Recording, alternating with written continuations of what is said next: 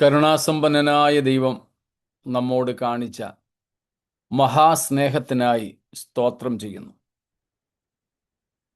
മഹാദൈവവും നമ്മുടെ രക്ഷിതാവുമായ യേശുക്രിസ്തുവിന്റെ നാമത്തിൽ എല്ലാവർക്കും ക്രിസ്തീയ വന്ദനങ്ങൾ. ഒരുമിച്ച് നൽകപ്പെടുന്ന ഈ കൂട്ടായ്മയ്ക്കായി പിന്നെയും ത്രിയേക ദൈവത്തിന് മഹത്വം. ആഴ്ച മുഴുവനും ദൈവം നമ്മെ പരിപാലിച്ചു. ആഴ്ചയുടെ ഇവിടുത്തെ സ്ഥിതിയിൽ പറഞ്ഞാൽ അവസാനത്തെ മണിക്കൂറുകളിലേക്ക് നമ്മളെ കർത്താവ് കൊണ്ടുവന്നിരിക്കുന്നു. അവിടുത്തെ വരവിന് താമസമെങ്കിൽ പുതിയ ഒരു അനുഗ്രഹീതമായ ആഴ്ച ദൈവം നമുക്ക് ദാനമായിട്ട് നൽകട്ടെ.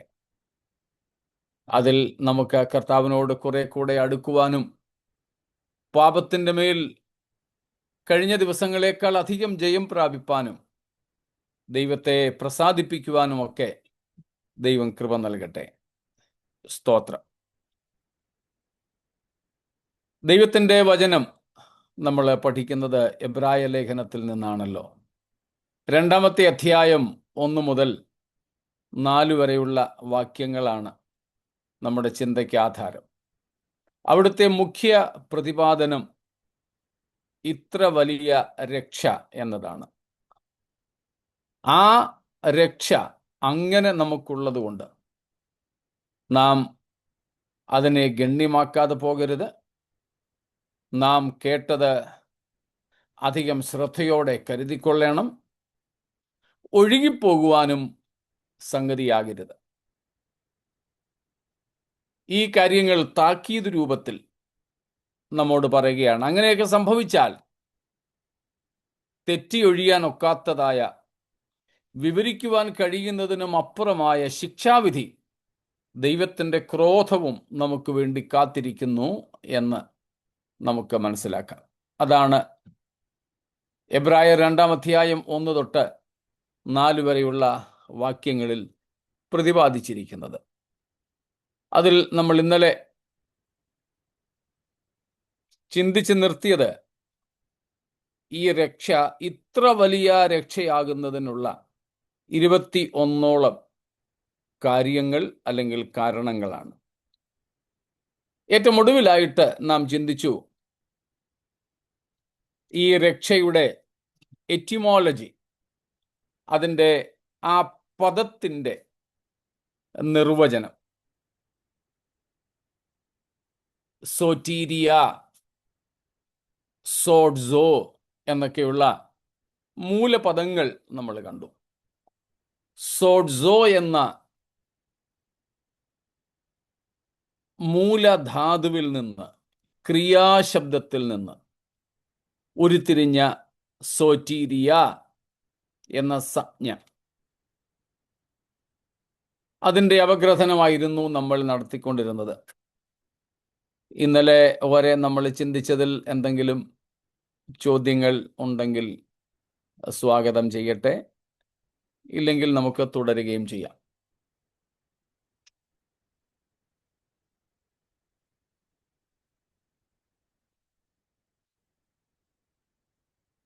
ചോദ്യങ്ങളൊന്നുമില്ലെന്ന് കരുതുന്നു. സോറ്റീരിയ, രക്ഷ, A deliverance, A preservation, salvation എന്നൊക്കെയാണ് ഈ സോറ്റീരിയയെ തർജ്ജിമ ചെയ്തിരിക്കുന്നത്, അർത്ഥം പറയുന്നത്. അതിൻ്റെ 8ഓളം അർത്ഥതലങ്ങൾ ഉണ്ടെങ്കിലും നമ്മളുമായിട്ട് പ്രസക്തമായ ഭാഗങ്ങൾ മാത്രം നമ്മൾ നോക്കുവാൻ ആഗ്രഹിക്കുന്നതേ ഉള്ളൂ. അതിൻ്റെ പൊതുവായ ഒരു പദം, ഒരർത്ഥം നമ്മൾ ആദ്യം കണ്ടു. ശാരീരികവും താൽക്കാലികവും അല്ലെങ്കിൽ ഭൗതികവും താൽക്കാലികവുമായ ഒരു വിമോചനത്തിന് വേണ്ടിയും ഈ പദം ഉപയോഗിക്കുന്നുണ്ട്. ഉദാഹരണം നമ്മൾ കണ്ടിരുന്നു. ഒരു അപകടത്തിൽ നിന്ന്, ഒരു നഷ്ടത്തിൽ നിന്ന് ഒക്കെ രക്ഷപ്പെടുന്ന ഒരവസ്ഥ. കഴിഞ്ഞ ആഴ്ച നമ്മൾ അറിഞ്ഞ കാര്യമാണ്. ഇവിടെ ഞങ്ങളുടെ മഹാരാഷ്ട്ര ഉപമുഖ്യമന്ത്രി ശ്രീ അജിത് പവാർ ഒരു വിമാന അപകടത്തിൽ മരിച്ചതായിട്ട്, കൂടെ 5 പേരും ഉണ്ടായിരുന്നു, അങ്ങനെ 6 പേര് മരിച്ചതായിട്ടാണ് പത്രവാർത്ത. ഇന്നലെ ഞാൻ ഒരു വാർത്ത വായിച്ചു. അദ്ദേഹത്തോടൊപ്പം യാത്ര ചെയ്യേണ്ടിയിരുന്ന മറ്റൊരു രാഷ്ട്രീയ നേതാവിൻ്റെ വാക്കുകൾ. അദ്ദേഹം അതിൽ എഴുതിയിരുന്നു, ഞാൻ ബോംബെയിൽ എത്താൻ താമസിച്ചു പോയി, ഇല്ലായിരുന്നുവെങ്കിൽ ഞാനും അദ്ദേഹത്തോടൊപ്പം യാത്ര ചെയ്യേണ്ടിയിരുന്നതാണ്. അദ്ദേഹത്തോട് കൂടെ യാത്ര ചെയ്യാൻ എന്നെയും ക്ഷണിച്ചിരുന്നു, ഞാൻ വരാമെന്നും പറഞ്ഞു, വരികയും ചെയ്തു. പക്ഷേ ഞങ്ങളുടെ വണ്ടി ബോംബെയിൽ എത്താൻ താമസിച്ചു, അപ്പോഴേക്കും അവർ പുറപ്പെട്ടു.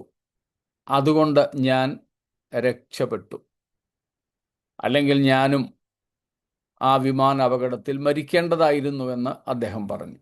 അപ്പോൾ അങ്ങനെയുള്ള രക്ഷപ്പെടലിനെ കുറിച്ചും രക്ഷ എന്ന ഈ സോറ്റീരിയ എന്ന പദം പ്രയോഗിച്ചിട്ടുണ്ട്. അതെല്ലാം നാം നമ്മുടെ ദൈനംദിന ജീവിതത്തിൽ അനുഭവിക്കുന്ന വസ്തുതകളാണ്. അത് പൊതുവായ ഒരു പ്രയോഗം എന്ന് മാത്രമേ ഉള്ളൂ. രണ്ടാമതായിട്ട് നമ്മൾ കണ്ടതായിരുന്നു ആത്മീയവും നിത്യവുമായിട്ടുള്ള രക്ഷ. അത് രക്ഷയ്ക്ക് ദൈവം നിയമിച്ചിട്ടുള്ള ഏക പുരുഷനായ യേശുക്രിസ്തുവിൽ വിശ്വസിക്കുകയും മാനസാന്തരപ്പെടുകയും ചെയ്യുന്നതിനാൽ ദൈവത്തിൽ നിന്ന് ലഭിക്കുന്ന ആത്മീയ അനുഭവമാണ്. It is spiritual and eternal. സ്തോത്രം. നമ്മളതും കണ്ടു. മൂന്നാമതായിട്ടും നാം ഒന്ന് കണ്ടത് ഓർമ്മയുണ്ടായിരിക്കുമല്ലോ, പാപത്തിന്റെ അടിമത്തത്തിൽ നിന്ന് നമ്മെ വിടുവിക്കുന്നു ഈ വർത്തമാനകാല ജീവിതത്തിൽ. ഈ വർത്തമാനകാല ജീവിതത്തിൽ നമ്മെ അടിമപ്പെടുത്തുന്ന പാപത്തിന്റെ ശക്തിയിൽ നിന്നുമുള്ള രക്ഷ, വിമോചനം, വിടുതൽ. പാപത്തിന്റെ സ്വാധീനത്തിൽ നിന്ന്, പാപത്തിന്റെ ശക്തിയിൽ നിന്ന് അതിന് വീണ്ടും അടിമപ്പെടാതെ നമ്മെ വിടുവിക്കുന്ന ഒരു വിടുതലാണ് രക്ഷയുടെ മൂന്നാമത്തെ തലമായിട്ട് നമ്മൾ ഇന്നലെ കണ്ടത്. സ്തോത്രം. അത് കൂടുതലും നമ്മുടെ ദേഹിയുടെ തലത്തിലാണ് ഉണ്ടാകുന്നത്. സ്തോത്രം. അത് നമ്മുടെ ദേഹിയുടെ തലത്തിലാണ്. അപ്പോൾ പാപത്തിൻ്റെ സ്വാധീനത്തിൽ നിന്ന്, പാപത്തിൻ്റെ ശക്തിയിൽ നിന്ന് ഉള്ള വിമോചനം, അത് വിശുദ്ധീകരണവുമായി ബന്ധപ്പെട്ട ഒരു കാര്യമാണ്. It is more related to sanctification. It's a long process beginning from our new born experience, our repentance till the last breath. സ്തോത്രം. till the last breath. ഇത് പാപത്തിന്റെ സ്വാധീനം നമ്മെ നിരന്തരം അലട്ടിക്കൊണ്ടിരിക്കും. കാരണം കഴിഞ്ഞ ദിവസവും നമ്മൾ പഠിച്ചതുപോലെ നമ്മുടെ ശരീരത്തിൽ പാപം വസിക്കുന്നു.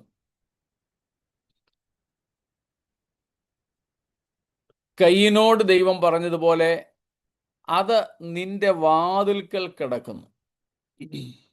പുതിയ നിയമത്തിലേക്ക് വരുമ്പോൾ വാതിൽക്കലല്ല, നമ്മിൽ അത് പ്രവേശിച്ചു കഴിഞ്ഞു. ഉൽപ്പത്തിയിൽ ദൈവം കയ്യിനോട് പറഞ്ഞത് പാപം നിന്റെ വാതിൽക്കൽ കിടക്കുന്നു.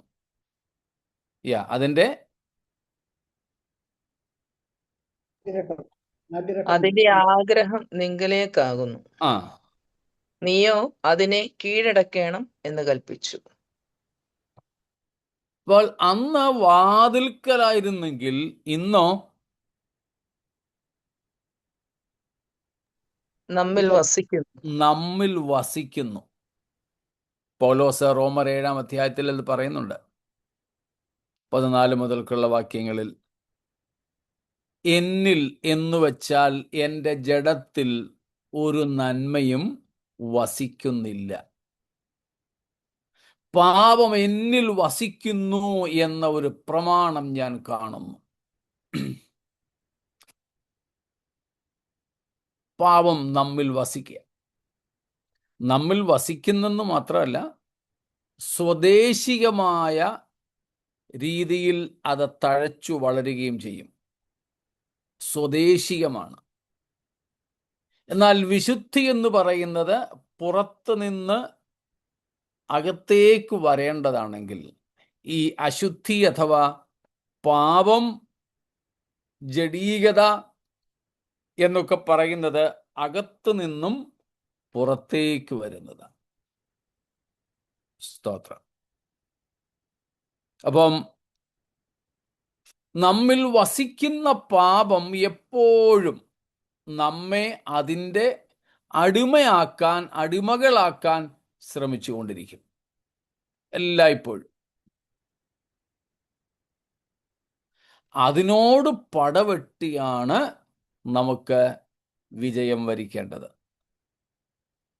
നമ്മൾ നേരത്തെയും പലപ്പോഴും പറഞ്ഞിട്ടുള്ളതുപോലെ, ആത്മീയ പോരാട്ടം എന്ന ഒരു വിഷയം നമുക്കൊക്കെ പരിചിതമാണ്. ആത്മീയ പോരാട്ടം. എന്നാൽ ഈ ആത്മീയ പോരാട്ടം പുറമേ അല്ല നടക്കുന്നത്. പുറമേ അല്ല. നമുക്കെതിരായിട്ട് എന്തെങ്കിലുമൊക്കെ കാട്ടിക്കൂട്ടുന്ന വ്യക്തികളോടല്ല. നമ്മൾ ജോലി ചെയ്യുന്ന സ്ഥലത്തോ നമ്മൾ താമസിക്കുന്ന സ്ഥലത്തോ ഒക്കെ നമ്മളോട് ഭയങ്കര വൈരാഗ്യം വെച്ച് പുലർത്തുന്ന ആൾക്കാർ കാണും. നമ്മൾ പഠിക്കുന്ന സ്ഥലത്ത് ഒരു കാരണവും വേണ്ട, ഒരു കാരണവുമില്ല.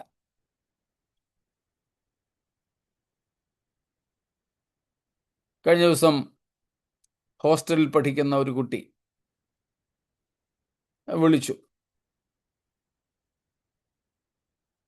പറഞ്ഞപ്പോൾ ആ കുട്ടിയുടെ റൂംമേറ്റ്സ് അതിനെതിരാണ്. വേറെ ഒരു ഫ്രണ്ട് ഉണ്ടായിരുന്നു. പക്ഷേ കുറച്ച് ദിവസം കഴിഞ്ഞപ്പോൾ ആ ഫ്രണ്ട് നമ്മുടെ ഈ കുട്ടിയെ ഒത്തിരി അങ്ങ് വെറുത്ത് അതും ഇതുമൊക്കെ പറഞ്ഞു. ഒട്ടും ഈ കുട്ടിയിൽ ഇല്ലാത്തതായ ദോഷങ്ങളൊക്കെ ആരോപിച്ചു. ഈവൻ ഒരു എക്സാമിന് സൂപ്പർവൈസറായിട്ട്, ഇൻവിജിലേറ്ററായിട്ട് വരുന്നവർ പോലും ഈ കുട്ടിയോട് എതിർപ്പ് പ്രകടിപ്പിക്കുക. അങ്ങനെയുള്ളതൊന്നും ഇല്ലാതിരിക്കെ. എന്താ കാര്യം? നമുക്ക് പോരാട്ടമുള്ളത് ജഡരക്തങ്ങളോടല്ല. ഈ മനുഷ്യരിലൂടെ ദൈവത്തിൻ്റെ ജനത്തിനെതിരെ പോരാടുന്നത് സാത്താന. അത് അവൻ്റെ കൈകളിൽ ഉപയോഗിക്കപ്പെടുന്ന ഈ മനുഷ്യർക്ക് പോലും അറിയില്ലെന്നുള്ളതാ സത്യം. പല സഭകളിലും പാസ്റ്റേഴ്സിനെതിരെ സാത്താൻ കയ്യിലെടുക്കുന്നത് ചർച്ചിലെ വിശ്വാസികളെയാണ്. ചില ചർച്ചകളിൽ തിരിച്ചുണ്ട് കേട്ടോ. വളരെ സമാധാനത്തിലും ദൈവകൃപയിലും ഒക്കെ മുൻപോട്ട് പോകുന്ന ദൈവസഭയ്ക്കെതിരായിട്ട് സാത്താൻ കയ്യിലെടുക്കുന്നത് അവിടുത്തെ ഉപദേശിയായിരിക്കും. അതുകൊണ്ട് ഉപദേശിക്കെതിരെയുള്ള പ്രശ്നം മാത്രം സാത്താന്യമെന്ന് ആരും കരുതരുത്, തിരിച്ചുണ്ട്. അപ്പോൾ ഏതായാലും ശരി, ആ വ്യക്തിക്ക് പുറകിൽ കാണാമറയത്ത് നിന്ന് ഇതൊക്കെ ചെയ്യുന്ന പൈശാചിക ശക്തികളെ നമ്മൾ തിരിച്ചറിയണം. ആ സമയത്ത് ഇവരോടാരോടുമല്ല നമുക്ക് മല്ലടിക്കാനുള്ളത്. ഇവരോടാരോടുമല്ല. നമുക്ക് അപ്പോഴും പോരാട്ടമുള്ളത് നമ്മുടെ അകത്ത് ജന്മനാൽ ലഭിച്ചിട്ടുള്ള പാപ സ്വഭാവങ്ങളോട്. അതെപ്പോഴും എപ്പോഴും നമ്മുടെ ശരീരത്തോട്, ആത്മാവിനോട് പോരാടിക്കൊണ്ടിരിക്കും.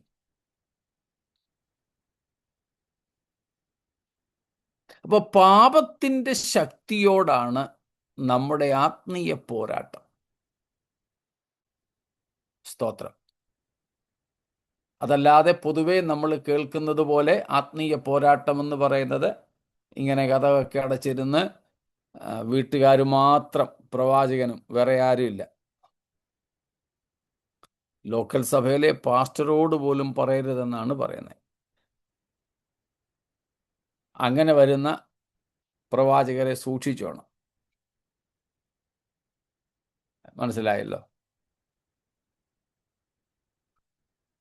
സഭയിലെ പാസ്റ്ററോട് പോലും പറയേണ്ട, രഹസ്യമായിട്ട് കഥ കടച്ചിരുന്ന് എന്നിട്ട് ശാസിക്കുകയും ഭത്സിക്കുകയും ഒക്കെ ചെയ്യുമ്പോൾ ഇത് വലിയ ആത്മീയ പോരാട്ടമാണെന്നാണ് പാവപ്പെട്ട വിശ്വാസികൾ കരുതുന്നത്. ഈ പ്രവാചകന് ഇതുങ്ങൾ പാവങ്ങൾ വീട്ടുകാരെ കുടലുരുകി ഉപവസിക്കുക, കൈവശം ഛർദ്ദിച്ച് കളയാനും കൂടോത്രം ഇളകിപ്പോകാനും ഏലസിൻ്റെ ശക്തി, പിന്നെ തകിടിൻ്റെ ശക്തിയൊക്കെ പൊട്ടാനും ഒക്കെ ഇങ്ങനെ പാവങ്ങളെ വിശന്ന് പൊരിയുമ്പോഴും ഈ വന്ന പ്രവാചകൻ ചിലരുണ്ട്, അല്ലാതെ മിക്ക പേരും മൃഷ്ടാന്ന ഭോജനം കഴിച്ചുകൊണ്ട് ഇവരുടെ കൂടെ ഇരിക്കത്തുള്ളൂ. എന്നിട്ട് നല്ല ഒരു കവറുമൊക്കെ മേടിച്ചുകൊണ്ട് പോവുകയും ചെയ്യും. ഇതാണ് നമ്മൾ പലപ്പോഴും ആത്മീയ പോരാട്ടമെന്ന് കരുതുന്നത്. എന്നാൽ ഇതല്ല ആത്മീയ പോരാട്ടം. ആത്മീയ പോരാട്ടത്തിൻ്റെ ഏറ്റവും പ്രധാനപ്പെട്ട ഘടകം നമ്മിൽ വസിച്ചുകൊണ്ട് നമുക്കെതിരായിട്ട് പ്രവർത്തിക്കുന്ന പാപത്തിൻ്റെ ശക്തികളോടുള്ള ഒരു മത്സരമാണ്. നമ്മിൽ തന്നെയാണിത് വസിക്കുന്നത്, എന്നിട്ട് നമ്മോട് തന്നെയാണ് ഇത് എതിരിടുന്നത്. ഈ പാപത്തിൻ്റെ ശക്തി അങ്ങനെയാണ്, നമ്മിൽ തന്നെ വസിക്കുക, പുറമേ നിന്ന് വരുന്നില്ല, നമ്മുടെ അകത്ത് തന്നെ ഉണ്ട്. അത് ഈ ഉപവസിക്കുമ്പോഴും പ്രാർത്ഥിക്കുമ്പോഴും ശാസിക്കുമ്പോഴും അന്യഭാഷ പറയുമ്പോഴും ഒക്കെ ഇതിങ്ങനെ അകത്ത് കിടപ്പുണ്ട്. ഒരു ചെറിയ അവസരത്തിനായിട്ട് ഇങ്ങനെ കാത്തിരിക്കുക. തീർച്ചയായിട്ടും ആ പാപപ്രവൃത്തിയിലേക്ക് നമ്മെ നയിക്കുന്നതിന് പൈശാചികമായ ഒരാത്മാവിൻ്റെ വ്യാപാരമുണ്ട്. അത് ശരിയാ. സ്തോത്രം. മനസ്സിലാവുന്നുണ്ടായിരിക്കുമല്ലോ? സ്തോത്രം. അപ്പോൾ ഇതാണ് ആത്മീയ പോരാട്ടം. അതിന് പണ്ട് ആരോ പറഞ്ഞ ഒരു സായിപ്പ് പറഞ്ഞതെന്ന് അറിവിലാണ് ഞാൻ കേട്ടിട്ടുള്ളത്. അതാരാണെന്ന് എനിക്കറിയില്ല. എന്നോടൊരു മലയാളി പാസ്റ്റാണ് പറഞ്ഞത്, കേരളത്തിലുള്ള ഒരു ദൈവദാസൻ. അദ്ദേഹം കേട്ടതാണത്രേ. ഒരു ഭക്തനായ മനുഷ്യന്റെ ജീവിതത്തെ സാത്താൻ ലക്ഷ്യമിടുന്നു. അവനെ വീഴ്ത്തണം. വീഴ്ത്തണം എന്ന് പറഞ്ഞാൽ ശാരീരികമായിട്ട് എന്തെങ്കിലും അസ്വസ്ഥത വരുത്തുകയോ ജോലി കളയുകയും ചെയ്യുന്നതൊന്നല്ല. അവൻ്റെ ആത്യന്തിക ലക്ഷ്യം ഇവനെ ദൈവത്തിൽ നിന്ന് അകറ്റണം, അത്രേ ഉള്ളൂ. കൃപയിൽ നിന്നും വീഴ്ത്തിക്കളയണം, വിശ്വാസത്തിൽ പരാജയപ്പെടുത്തണം, വിശുദ്ധിയിൽ അവനെ വീഴ്ത്തണം. ഇതൊക്കെയാണ് സാത്താൻ്റെ ലക്ഷ്യം. അങ്ങനെ ഒരു ഭക്തൻ, അദ്ദേഹത്തെ വീഴ്ത്തണമെന്ന്, അദ്ദേഹത്തെ പരാജയപ്പെടുത്തണമെന്ന് സാത്താന് ഭയങ്കര ആഗ്രഹം. പക്ഷെ സാത്താൻ്റെ ദൂതന്മാരോടൊക്കെ ചോദിച്ചപ്പോൾ പറഞ്ഞു, ആ പുള്ളി എടുത്തു പോകാൻ എനിക്ക് വയ്യ, ആ പുള്ളിയുടെ അടുക്കൽ പോകാൻ വയ്യ. ഒരാൾ പോലും, സാത്താൻ്റെ മന്ത്രിസഭയിലെ ഒരുത്തൻ പോലും ആ ഭക്തനായ മനുഷ്യനെതിരെ പ്രവർത്തിക്കാൻ തയ്യാറല്ല. ഒടുവിൽ സാത്താൻ്റെ തൊട്ടടുത്ത കിങ്കരന്മാരെല്ലാവരും കൂടെ ചേർന്ന് ഈ ദുരാത്മാക്കളിൽ ഒരുത്തനെ പിടിച്ചങ്ങ് വരിഞ്ഞു മുറുക്കി കെട്ടി. എന്നിട്ട് ഇവന്മാർ കുറെ ദുരാത്മാക്കൾ എല്ലാം കൂടെ ഈ കെട്ടിയവനെ പൊക്കിയെടുത്ത് കൊണ്ടുപോയി ഈ ഭക്തനായ മനുഷ്യന്റെ ദൈവം കെട്ടിപ്പൊക്കിയിരിക്കുന്ന തീമതിലിന് പുറത്ത് നിന്ന് വലിച്ചകത്തോട്ട് എറിയുന്നു. ഇത് ഭാവനയാണേ, കഥയാണേ, മനസ്സിലാക്കാൻ വേണ്ടിയിട്ടുള്ളതാ.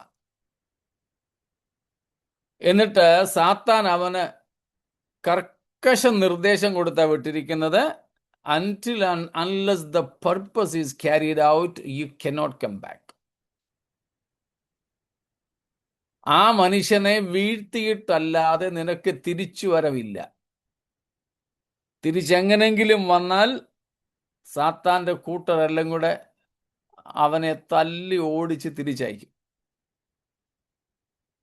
അതുകൊണ്ട് പറഞ്ഞു, തീയാണ്, തീമതിലാ ദൈവം കെട്ടിയിരിക്കുന്നത്, ഇതിനകത്തോട്ടാ ഇവനെ വലിച്ചെറിഞ്ഞത്, ദൂരെ നിന്ന് വലിച്ചെറിഞ്ഞതാ. പറഞ്ഞ അവിടെ കിടന്നു. ഇവൻ അവിടെ കിടക്കുക. സാത്താന്റെ അടുത്തോട്ട് തിരിച്ചു പോകാൻ, ഇതിന് പുറത്തു പോകാൻ അവൻ ഒരു സാധ്യതയില്ല. ചിലപ്പോൾ വർഷങ്ങൾ കഴിയും. ഇവൻ അവിടെ കിടന്ന് വെന്ത ഉരുകി ഉരുകി ഉരുകി ഒരു പരുവാകും. പക്ഷെ തിരിച്ചു പോകാൻ പറ്റത്തില്ലല്ലോ, അന്നിഹിലേറ്റ് ആകത്തില്ലെന്ന് നമുക്കറിയാം. ഈ തീക്കകത്തൊന്നും ഇവൻ ഇല്ലാതെയാകുന്നില്ല, യാതന അനുഭവിക്കുന്നേ ഉള്ളൂ. അങ്ങനെ വർഷങ്ങൾ കിടക്കുമ്പോഴായിരിക്കും ചിലപ്പോൾ ഏതെങ്കിലും ഒരു ബലഹീന നിമിഷത്തിൽ ഈ മനുഷ്യന്റെ ജീവിതത്തിൽ ഒരു പോരായ്മ വന്നുകൂടും. ആ ഒരു പോരായ്മ വരാൻ നോക്കിയിരിക്കും ഇവനകത്ത് കയറും.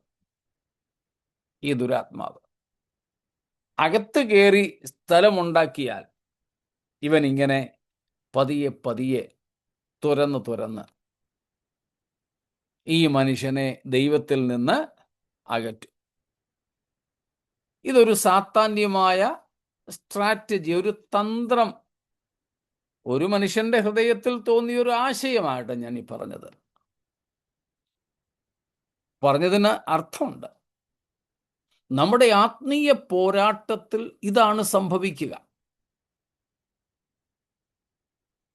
പിശാച് അല്ലെങ്കിൽ അവന്റെ ദൂതന്മാർ, ദുരാത്മാക്കൾ നമ്മിലുള്ള പാപത്തോട് പ്രതിപത്തി പുലർത്തുന്ന സ്വഭാവത്തെ കൈയാളാനായിട്ട് ആഗ്രഹിക്കും. നമ്മിലുള്ള പാപത്തിന്റെ സ്വഭാവത്തെ പിശാച് നിയന്ത്രിക്കുവാൻ ആഗ്രഹിക്കും. അതിലൂടെ നമ്മെക്കൊണ്ട് പാപം ചെയ്യിച്ച് ദൈവത്തിൽ നിന്ന് അകറ്റിക്കളയുക. ഇത് പാപത്തിൻ്റെ ഒരു പ്രലോഭനമാണ്, പാപത്തിൻ്റെ ഒരു വലിയ സ്വാധീനമാണ്. സ്തോത്രം, സ്വാധീനമാണ്. ഇന്ന് ഒരാളുമായിട്ട് കുറേ നാളുകൾക്ക് ശേഷം ഞാൻ സംസാരിച്ചു. അപ്പോൾ എന്നോട് ആരോഗ്യകാര്യമൊക്കെ അന്വേഷിച്ചു. ഇപ്പോൾ പണ്ട് എന്നെ കണ്ടതിനേക്കാളൊക്കെ ശാരീരികമായിട്ട് ക്ഷീണിച്ചിരിക്കുന്നതായിട്ടൊക്കെ പറഞ്ഞു. കാര്യങ്ങളൊക്കെ ഇങ്ങനെ പറഞ്ഞു വന്ന വഴിക്ക് എന്നോട് പറഞ്ഞു, പാസ്റ്ററിൻ്റെ പ്രമേഹത്തിന്, ഡയബറ്റീസിന് ഞാനും കൂട്ടിനുണ്ട്, എനിക്കും പ്രമേഹം, ഡയബറ്റീസ് തുടങ്ങി. എന്നിട്ട് ആള് പറഞ്ഞു, ചില സമയത്ത് നിയന്ത്രിക്കാൻ കഴിയാത്തതുപോലെയുള്ള ഭക്ഷണത്തോട് ഭയങ്കര വിശപ്പും ആർത്തിയും തോന്നും. എപ്പോഴൊന്നുമില്ല, ചിലപ്പോഴൊക്കെ. അതും പ്രത്യേകിച്ച് മധുരം കഴിക്കണമെന്ന് ഭയങ്കര ആർത്തി തോന്നും. എനിക്കങ്ങനെ ഉണ്ടായിട്ടില്ല. സാധാരണ ഷുഗർകാർ പറഞ്ഞ് കേട്ടിട്ടുണ്ട്. പക്ഷെ എനിക്കങ്ങനെ വിശപ്പ് തോന്നിയിട്ടുണ്ട് ചില സന്ദർഭങ്ങളിലൊക്കെ, ഒത്തിരിയായിട്ട്. അതല്ലാതെ മധുരത്തോട് ഒട്ടും തന്നെ താല്പര്യം എനിക്ക് തോന്നിയിട്ടില്ല. അപ്പോൾ ഞാൻ പറഞ്ഞു എനിക്കങ്ങനെ ഇല്ല. അപ്പോൾ ആൾ പറഞ്ഞു, ചില സമയത്ത് നിയന്ത്രിക്കാൻ കഴിയാത്തതുപോലെയുള്ള ഒരു താല്പര്യം തോന്നിയിട്ട് കഴിച്ചേ അടങ്ങൂ. ഇത്രയൊക്കെ ഡയബറ്റീസ് ഉണ്ടെങ്കിലും ഈ നിയന്ത്രിക്കാൻ കഴിയാത്ത താല്പര്യം വന്നു കഴിയുമ്പോൾ കുറേ നേരമൊക്കെ പിടിച്ചു നോക്കും. പറ്റാതെ വരുമ്പോൾ പിന്നെ എന്തെങ്കിലും മധുരം എടുത്ത് കഴിക്കുമെന്ന് പറഞ്ഞു. പാപത്തിന്റെ സ്വാധീനം ഇതിനേക്കാളിലും തീവ്രമാണ്. നമ്മുടെ അകത്ത് കിടക്കുന്ന സ്വാഭാവികത എന്ന് പറയുന്നത് പാപം ചെയ്യണമെന്ന ഒരു സ്വാഭാവികതയാണ്. സ്തോത്രം. Our natural instinct is to commit sin.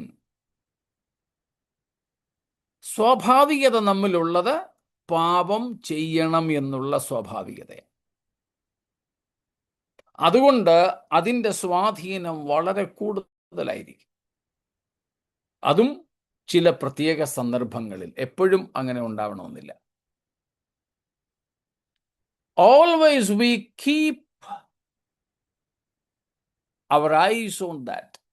നാം എപ്പോഴും ഇത് നിയന്ത്രിച്ചും ശ്രദ്ധിച്ചുമിരിക്കും. ആ സമയങ്ങളിൽ ഇതിനെ, ഈ പാപത്തിൻ്റെ ആ സ്വാധീനത്തെ, ആ വ്യാമോഹത്തെ പിടിച്ചു നിർത്തുവാൻ, അതിജീവിപ്പാൻ നമുക്ക് ലഭിക്കുന്ന കൃപയ്ക്കും കരുണയ്ക്കും കരുത്തിനും ഒക്കെയായിട്ട് രക്ഷ എന്ന് പറയും. ഈ അനുഭവമാണ് നമ്മുടെ ആത്മീയ പോരാട്ടത്തിലെ പ്രധാനപ്പെട്ട ഘടകം. അത് നമ്മൾ നേരത്തെ പല പ്രാവശ്യം ചിന്തിച്ചിട്ടുള്ളതുപോലെ അഭൗമികമായ അദൃശ്യമായ മേഖലകളിലൂടെ ആയിരിക്കും അത് നമ്മെ സ്വാധീനിക്കുക. മനസ്സിലാവുന്നുണ്ടല്ലോ? പാപത്തിൻ്റെ ശക്തി നമ്മിൽ പ്രവർത്തിക്കുന്നത് അദൃശ്യമണ്ഡലത്തിലൂടെയാണ്. നേരത്തെ നമ്മൾ ചിന്തിച്ചിട്ടുണ്ട്, നമ്മുടെ തോട്ട്സ്, വൈചാരിക മണ്ഡലം, നമ്മുടെ വൈകാരിക മണ്ഡലം, ഇമോഷണൽ ഏരിയ, ഇമോഷൻസ്, പിന്നെ നമ്മുടെ ഇച്ഛ, ഐച്ഛിക മണ്ഡലം, ഓർമ്മ, സ്മരൺ,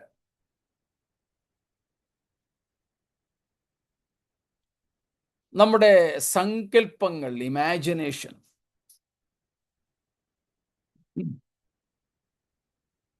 ഇങ്ങനെ നമ്മൾ പല ഭാഗങ്ങളിൽ ചിന്തിച്ചിട്ടുണ്ട്. നേരത്തെ പഠിച്ചതായതുകൊണ്ട് ഞാൻ അങ്ങനെ ആവർത്തിച്ച് പറയുന്നില്ല. ഈ അദൃശ്യ മേഖലകളിലൂടെയാണ്, വാതിലുകളിലൂടെയാണ് പിശാചിന് നമ്മിൽ വസിക്കുന്ന പാപത്തെ ഉണർത്തിവിടാനായിട്ട് സാധിക്കുക. നമ്മിൽ കിടക്കുന്ന പാപങ്ങൾ നമ്മളതിനെ ഉറക്കിയിട്ടിരിക്കുക. പക്ഷേ പിശാച് ഈ പറഞ്ഞ വാതിലുകളിൽ ഏതിലെയെങ്കിലും കൂടെ അകത്ത് വന്നിട്ട് ഇതിനെ ഉണർത്തിവിടുന്നു. എന്നാൽ ആ ഉണർത്തപ്പെടുന്ന പാപപ്രകൃതത്തെ ചൊൽപ്പടിക്ക് നിർത്താൻ, പിടിച്ചമർത്താൻ നമുക്ക് ശക്തി തരുന്ന ആത്മീയ അനുഭവമാണ് ഈ രക്ഷ, ആത്മീയ പോരാട്ടം എന്നൊക്കെ നമ്മളീ പറയുന്നത്. ഇത്രയും കാര്യങ്ങൾ വ്യക്തമായിരിക്കുമല്ലോ? എന്തെങ്കിലും ചോദ്യങ്ങളുണ്ടോ?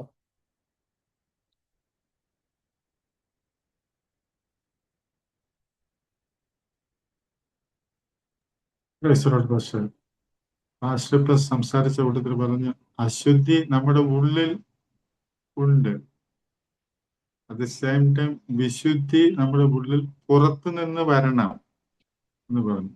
From where? വിശുദ്ധിയുടെ സ്രോതസ്സാര? എവിടെ വാ? ദൈവം. ഒറ്റ സ്രോതസ്സേ ഉള്ളൂ. എന്നാൽ അശുദ്ധി വേറെ എങ്ങൊന്നും വരണ്ട, അത് ഉള്ളിൽ തന്നെ ഉണ്ട്.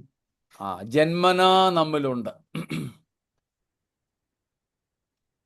ഗർഭപാത്രത്തിൽ കിടക്കുന്ന ഒരു കുഞ്ഞിൽ വരെ അശുദ്ധിയും പാപവും ഉണ്ട്. ആ കുഞ്ഞ് ജനിച്ച് വീണ് കഴിയുമ്പോൾ അമ്മയെ അപ്പനെ ഒന്നും തിരിച്ചറിയാറായിട്ടില്ല. എന്നാലും ചില സമയത്ത് ഇതങ്ങോട്ട് മസില് പിടിച്ച് നിന്ന് കരയുന്നത് കണ്ടുകൂടെ? നവജാത ശിശുവാ. എന്തൊക്കെയോ ഇതിന് പറയാൻ അറിയാമോ, പ്രകടിപ്പിക്കാൻ അറിയാമോ? ആകെക്കൂടെ അറിയാവുന്നത് കൈയൊക്കെ അങ്ങോട്ട് ചുരുട്ടിപ്പിടിച്ച് ഒച്ചയെടുത്ത് കരയുക എന്ന് മാത്രം. അസുഖം വല്ലതും ഉണ്ടായിട്ട് കരയുന്ന കരച്ചിലുണ്ട്, അത് വേറെ. ഇതൊന്നും ഇല്ലാതെ മുഷ്ടിയൊക്കെ ചുരുട്ടി ദേഷ്യപ്പെട്ട കയ്യും കാലും ഒക്കെ അങ്ങോട്ട് ഇങ്ങനെ പിടിച്ചു വെച്ച് കരയുന്നത് കണ്ടിട്ടില്ലേ? അത് കുഞ്ഞ് അല്പം കൂടെ വളർന്ന് വളർന്ന് വളർന്ന് വരുംതോറും അവൻ്റെ അകത്തെ ആ കോപവും വെറുപ്പും മത്സരവും ഒക്കെ വെളിപ്പെടുത്തി തുടങ്ങും. അവന് ഇഷ്ടമില്ലാത്ത ആഹാരം കൊടുത്താൽ കഴിക്കത്തില്ല. ഞാൻ ചില കുഞ്ഞുങ്ങളെ കണ്ടിട്ടുണ്ട്, അപ്പനും അമ്മയും കൂടെ നല്ല വസ്ത്രമൊക്കെ ഇട്ട് റോഡിൽ കൂടെ നടന്നു പോകുക. അപ്പോഴാണ് കടയിലിരിക്കുന്ന ഏതാണ്ടൊരു സാധനം ഇതിന് വേണമെന്ന് പറഞ്ഞു. പിന്നെ മേടിച്ചു തരാമെന്നൊക്കെ അപ്പനും പറഞ്ഞു. പക്ഷെ എവിടെ കേൾക്കാൻ? ഇതവിടെ കുത്തിയിരുന്നു, റോഡിൽ, നടു റോഡിൽ കുത്തിയിരുന്നു ഈ കുഞ്ഞ്. എന്നാൽ അങ്ങ് പൊക്കി എടുത്തോണ്ട് പോകാന്ന് വെച്ചാലോ, ശവം പോലെ, ശവം, ഡെഡ് ബോഡി പോലെ ശരീരം മുഴുവനും സ്ട്രെച്ച് ചെയ്ത് നിൽക്കും. എടുക്കാനൊക്കത്തില്ല. കണ്ടോ ആ കൊച്ചു കുഞ്ഞിന്റെ അകത്തെ? എവിടുന്ന് വന്നതാ? ഇതകത്തുണ്ട്, നമ്മിലുണ്ട്. By birth.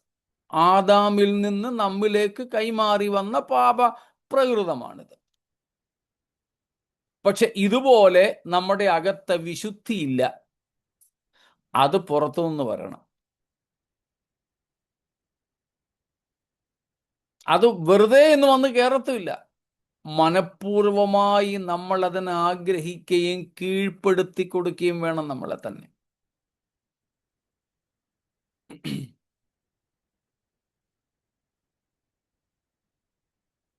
മനസ്സിലായല്ലോ? വിശുദ്ധിയുടെ സ്രോതസ് പരിശുദ്ധനായ ദൈവം മാത്രമാണ്.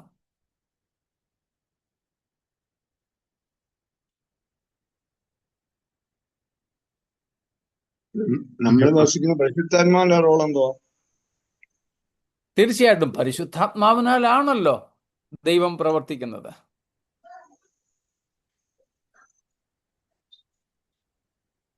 അത് പക്ഷേ നമ്മിൽ ജന്മനാൽ സ്വാഭാവികമായി ഉള്ളതല്ല. പുറത്തു നിന്നും വന്നു വസിക്കുന്ന ആത്മാവാണ് പരിശുദ്ധാത്മാവ് നമ്മിലേക്ക്.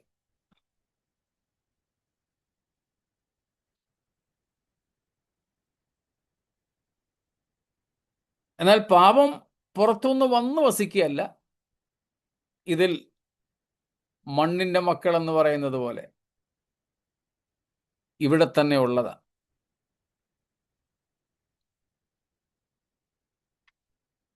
ആ ഒരു വ്യത്യാസമുണ്ട്. നമ്മളൊരു ചെടി, വളരെ ഒരുക്കപ്പെട്ട ഒരു ചെടിച്ചട്ടിയിൽ തന്നെയാകാം, വളരെ ഒരുക്കപ്പെട്ട മണ്ണിൽ ഒരു ചെടി നമ്മൾ കൊണ്ടുവന്ന് നടുന്നു, അതിനെ പരിചരിക്കുന്നു. പക്ഷെ ആ ചെടിയേക്കാൾ വളരെ ശക്തിയോടെ ആ മണ്ണിൽ നിന്നും വളരുന്ന കളകളെ കാണാം, മറ്റ് പുല്ലുകളെ കാണാം. നമ്മൾ ആ വിത്ത് വിതറിയില്ല അവിടെ, അതവിടെ തന്നെ ഉണ്ടായിരുന്നു. ആകാശത്തു നിന്നും പെയ്തില്ല, നമ്മൾ ഒഴിച്ച വെള്ളത്തിനകത്തും നമ്മൾ കൊടുത്ത വളത്തിനകത്തും ഒന്നും ഈ കളകളുടെ വിത്തില്ലായിരുന്നു, അതിൻ്റെ വേരില്ലായിരുന്നു. എന്നാലും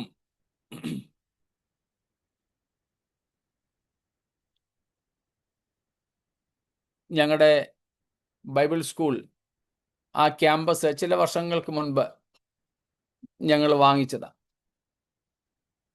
കുറേ നാളുകൾ വെറുതെ കിടന്ന ഒരു ക്യാമ്പസ് അത്.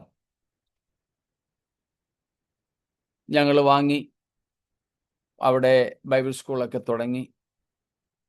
ദൈവദാസന്മാർ അവിടെ താമസിക്കുന്നു. ഞങ്ങളും മാസത്തിലൊരിക്കലൊക്കെ പോകാറുണ്ട്, നിങ്ങൾക്കറിയാം.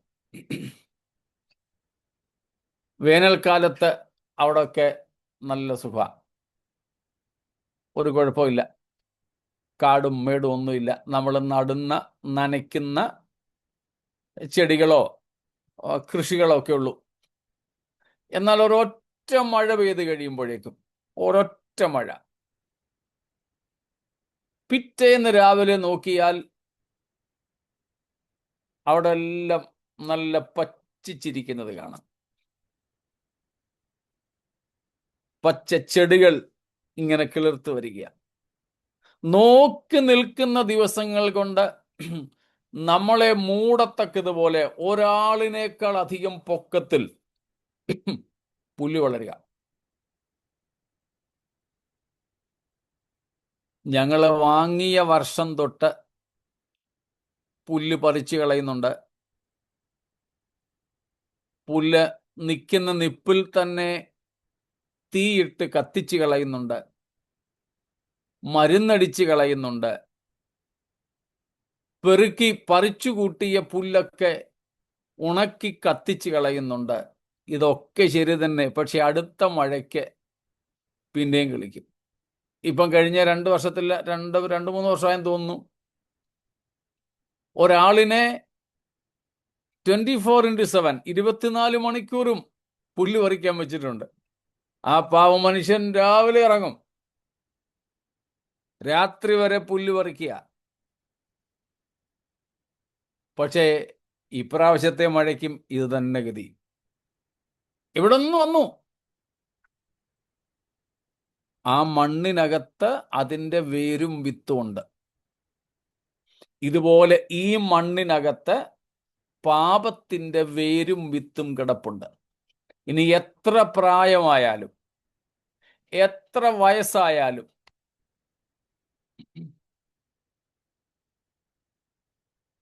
ഇതിൽ തന്നെയുണ്ട്, മരിക്കുന്നതുവരെ. എന്നാൽ വിശുദ്ധി ഇതുപോലെ അകത്തു നിന്നും വരുന്നില്ല.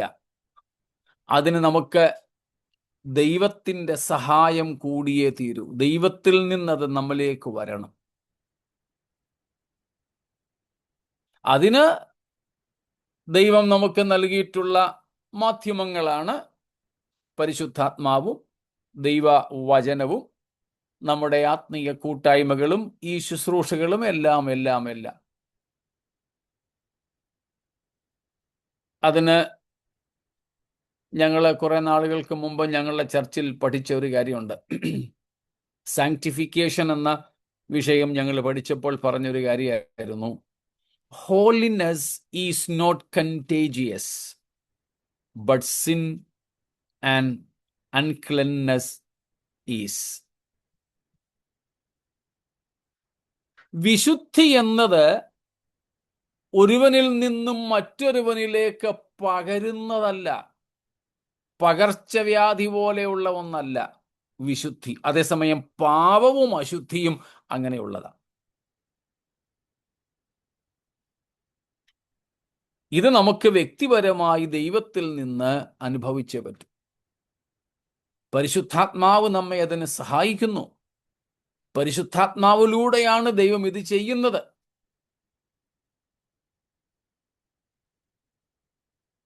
ഇതിന് തൊട്ട് മുമ്പ് ഞങ്ങൾക്ക് ഞങ്ങളുടെ ചർച്ചിൻ്റെ മധ്യസ്ഥ പ്രാർത്ഥന ഉണ്ടായിരുന്നു.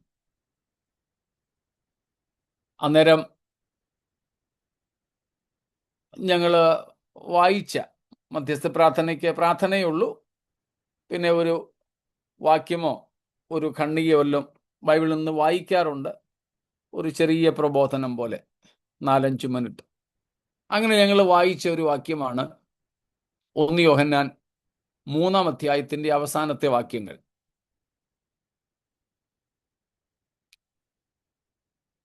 24-ാം വാക്യം എടുത്തെങ്കിലും ഒന്ന് വായിച്ചാട്ടെ. 1 യോഹന്നാൻ 3-ന്റെ അവസാനത്തെ വാക്യം, 24-ാമത്തെ വാക്യം. അവന്റെ കൽപ്പനകളെ പ്രമാണിക്കുന്നവൻ അവനിലും അവൻ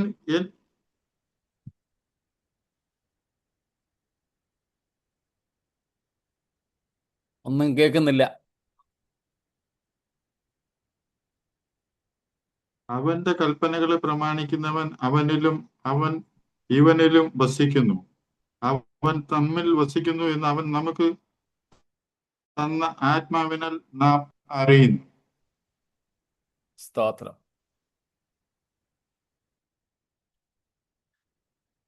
ക്രിസ്തു നമ്മിലും നാം ക്രിസ്തുവിലും. ഇതാണ് ക്രിസ്തീയ ജീവിതം. Abiding in him. A Christian in Christ and Christ in the Christian. This is Christian life. അതെങ്ങനെ അറിയാം? തെളിവ്, നാം കർത്താവിൻ്റെ കൽപ്പനകളെ പ്രമാണിക്കുന്നെങ്കിൽ നാം കർത്താവിൽ വസിക്കുന്നു എന്ന് ഉറപ്പിക്കാം. അങ്ങനെ നാം കർത്താവിൽ വസിക്കുന്നു എങ്കിൽ കർത്താവ് നമ്മിലും വസിക്കും. അതാണ് ആ വാക്യത്തിന്റെ ആദ്യ ഭാഗം. രണ്ടാം ഭാഗം, കർത്താവ് നമ്മിൽ വസിക്കുന്നു എന്നെങ്ങനെ അറിയാം? നമ്മിൽ വസിക്കുന്ന പരിശുദ്ധാത്മാവിനാൽ നമുക്കറിയാം ദൈവം നമ്മിൽ വസിക്കുന്നു. അപ്പോൾ പരിശുദ്ധാത്മാവ് നമ്മിൽ വസിക്കുന്നു എന്ന് പറഞ്ഞാൽ ദൈവം നമ്മിൽ വസിക്കുന്നു. ആ ദൈവമാണ് നമ്മുടെ ജീവിതത്തിലെ വിശുദ്ധീകരണത്തിൻ്റെ ഉറവിടം, ഊർജം, പ്രേരണ എല്ലാം. വിശുദ്ധിയുടെ ഉറവിടവും ഉത്ഭവവും ഊർജവും പ്രേരണയും എല്ലാം ഈ ദൈവം തന്നെ നമ്മിൽ വസിക്കുന്ന ആത്മാവിനെ കൊണ്ട് അത് ചെയ്യിക്കുന്നു. പക്ഷേ ഈ പരിശുദ്ധാത്മാവ് പാപം നമ്മിൽ ജന്മന ഉള്ളതുപോലെ നമ്മിൽ ജന്മന ഇല്ല. നാം രക്ഷിക്കപ്പെടുന്ന സമയത്ത് നമ്മിൽ പരിശുദ്ധാത്മാവിനെ ദൈവം പകരുകയാണ്. ആ ആത്മാവ് നമ്മെ വിട്ടുപോകുവാനും സാധ്യതയുണ്ട്.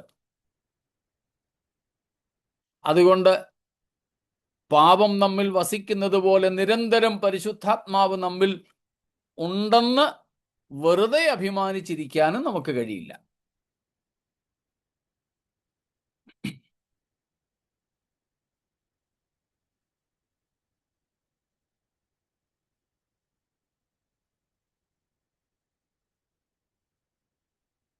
മറ്റൊന്നുമില്ലെന്ന് കരുതട്ടെ.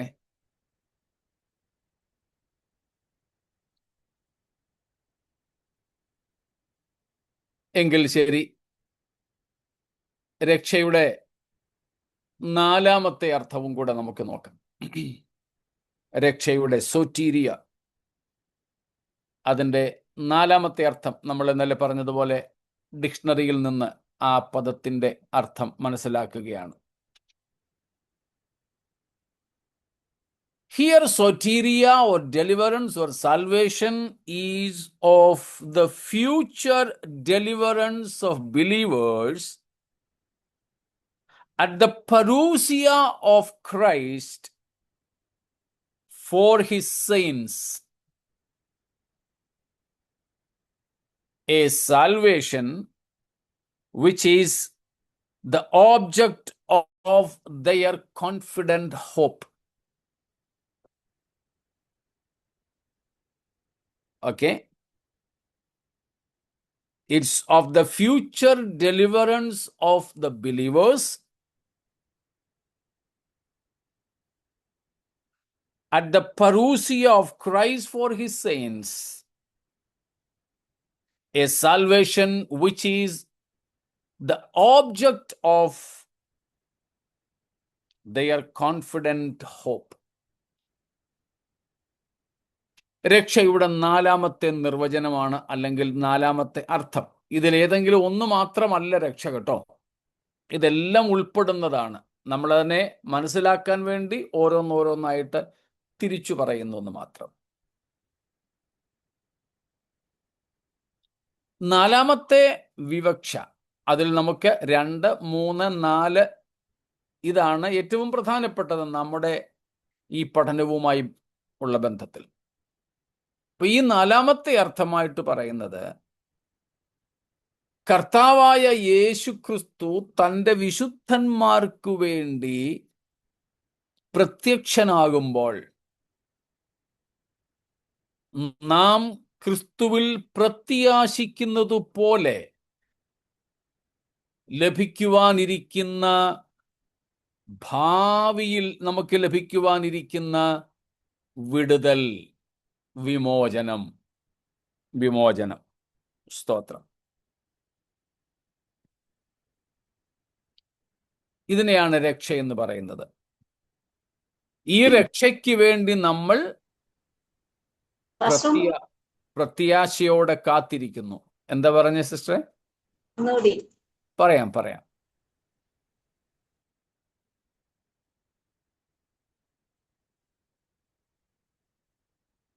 റോമാലേഖനം 13-ാം അധ്യായം 11-ാമത്തെ വാക്യം ഒന്ന് വായിച്ചാട്ടെ. റോമൻസ് 13:11. ഇത് ചെയ്യേണ്ടത് ഉറക്കത്തിൽ നിന്ന് ഉണരുവാൻ നാഴിക വന്നിരിക്കുന്നു എന്നിങ്ങനെ നിങ്ങൾ സമയത്തെ അറിയുകയാൽ തന്നെ നാം വിശ്വസിച്ച സമയത്തേക്കാൾ രക്ഷ ഇപ്പോൾ നമുക്ക് അധികം അടുത്തിരിക്കുന്നു. കണ്ടോ, നാം വിശ്വസിച്ച സമയത്തേക്കാൾ രക്ഷ നമുക്ക് ഇപ്പോൾ അടുത്തിരിക്കുന്നു. എന്താ ഈ രക്ഷ എന്ന് പറയുന്നത്? എപ്പോൾ ലഭിക്കുന്ന കാര്യമാണ്. ഇതെന്തിനെ കുറിച്ചാണ് പറയുന്നേ? ഇവിടെ പറയുന്ന രക്ഷ എന്താണ്? ലഭിക്കാൻ പോകുന്ന എപ്പോഴത് ലഭിക്കുന്നേ? കർത്താവിന്റെ വരവിൽ. അതാണ് പറൂസിയ എന്ന് നമ്മൾ ഇവിടെ പറഞ്ഞത്. പറൂസിയ, അത് കർത്താവിന്റെ വരവിന് സംബന്ധിക്കുന്ന ഒരു ഗ്രീക്ക് പദമാണ്. പറൂസിയ എന്നതിന്റെ അർത്ഥം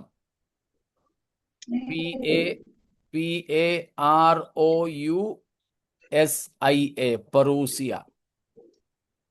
അതിന്റെ അർത്ഥം നമുക്ക് വളരെ വേണ്ടപ്പെട്ട ഒരാളിന്റെ ആഗമനമെന്ന ആക്ഷരികമായ അർത്ഥം coming of A very concerned person. നമുക്ക് വളരെ വേണ്ടപ്പെട്ട, വളരെ ബന്ധപ്പെട്ട ഒരാളിന്റെ ആഗമനം, വരവെന്നാണ് ഈ പറൂസിയായുടെ അർത്ഥം. അതിന് പ്രത്യക്ഷത എന്ന് നമ്മൾ പൊതുവെ വിളിക്കാറുണ്ട്. കർത്താവിന്റെ വരവുമായി ബന്ധപ്പെട്ട യേശു ക്രിസ്തുവിന്റെ പ്രത്യക്ഷത എന്ന് വിളിക്കാറുണ്ട്. അപ്പോൾ ഈ നാലാമത്തെ അർത്ഥത്തിൽ രക്ഷയുടെ നിർവചനം എന്താണ്? കർത്താവായ യേശു തൻ്റെ വിശുദ്ധന്മാർക്കു വേണ്ടി പ്രത്യക്ഷനാകുന്ന സമയത്ത് നാം പ്രത്യാശിക്കുന്നത് പോലെ ലഭിക്കുവാനിരിക്കുന്ന ഭാവിയിലെ ഒരു വിടുതൽ. കർത്താവായ യേശു ക്രിസ്തു തൻ്റെ വിശുദ്ധന്മാർക്കു വേണ്ടി പ്രത്യക്ഷനാകുമ്പോൾ നമ്മുടെ പ്രത്യാശ പോലെ, അല്ലെങ്കിൽ നാം പ്രത്യാശിക്കുന്നത് പോലെ നമുക്ക് അന്ന് ഭാവിയിൽ ലഭിക്കുവാനിരിക്കുന്ന വിടുതലിനെ, വിമോചനത്തെ രക്ഷയെന്ന് വിവക്ഷിച്ചിരിക്കുന്നു.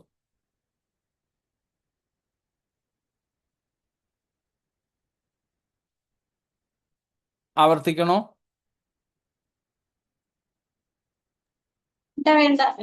ഓക്കെ, കിട്ടി. സ്തോത്രം. അപ്പോൾ ഇത് സംഭവിക്കുന്നത് കർത്താവിൻ്റെ പ്രത്യക്ഷതയിലാണ്. അപ്പോൾ എന്താ സംഭവിക്കാൻ പോകുന്നതെന്ന് പൗലോസ് വ്യക്തമാക്കുന്നു. 1 തെസലോനിക്കർ 5:8 വാക്യം കൂടെ അതിനോട് ചേർത്ത് വായിച്ചാട്ടെ. 1 Thessalonians 5:8. 1 തെസലോനിക്കർ 5:8. നാമോ പകലിനുള്ളവരാകയാൽ വിശ്വാസവും സ്നേഹവും എന്ന കവചവും ശിരസ്ത്രമായി രക്ഷയുടെ പ്രത്യാശയും ധരിച്ചുകൊണ്ട് സുബോധമായിരിക്കുക. രക്ഷയുടെ പ്രത്യാശ, അതാണ് നമ്മൾ പറഞ്ഞത്, confident hope. This is our confident hope. ഈ രക്ഷയ്ക്കായിട്ടാണ് നമ്മൾ പ്രത്യാശിക്കുന്നത്. ഈ രക്ഷ എന്ന് പറയുമ്പോൾ യേശു ക്രിസ്തുവിൻ്റെ പറൂസിയ, ക്രിസ്തുവിൻ്റെ പ്രത്യക്ഷത എന്നാണ് അർത്ഥം. കാരണം അന്നാണ് നമുക്ക് ഈ രക്ഷ ലഭിക്കുന്നത്. സ്തോത്രം. അതിന് ഒരു മറുഭാഗവും കൂടെ ഉണ്ട്. അതാണ് നാം 9 വാക്യത്തിൽ വായിക്കുന്നത്. 9 വാക്യം കൂടെ വായിച്ചായിരുന്നോ? ദൈവം നമ്മെ കോപത്തിനല്ല, നാം അതെ. ഉണർന്നിരുന്നാലും ഉറങ്ങിയാലും തന്നോട് കൂടെ ജീവിക്കേണ്ടതിന് നമുക്ക് വേണ്ടി മരിച്ചു നമ്മുടെ കർത്താവായ യേശുക്രിസ്തു മൂലം രക്ഷയെ പ്രാപിപ്പാനത്രേ നിയമിച്ചിരിക്കുന്നത്. കണ്ടോ, ഇവിടെ ആ രക്ഷയുടെ ഒരു മറുഭാഗം കൂടെ പറഞ്ഞിരിക്കുന്നു. 2 വശങ്ങളുണ്ട് ഈ 4ാമത്തെ രക്ഷയുടെ നിർവചനത്തിന്.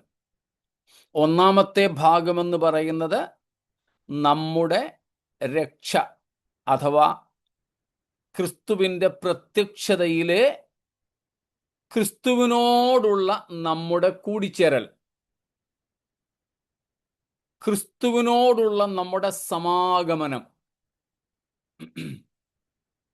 യേശുവിൻ്റെ പ്രത്യക്ഷതയിലുള്ള നമ്മുടെ എടുക്കപ്പെടൽ.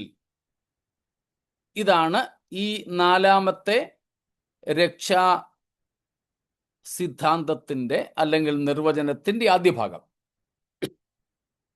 കർത്താവിൻ്റെ വരവിൽ നാം എടുക്കപ്പെടുന്നു, കർത്താവിനോട് കൂടെ നമ്മൾ പോകുന്നു. അവിടെ ആ സമയത്ത് നമ്മുടെ ശരീരത്തിന് രൂപാന്തരം ഉണ്ടാവുന്നു,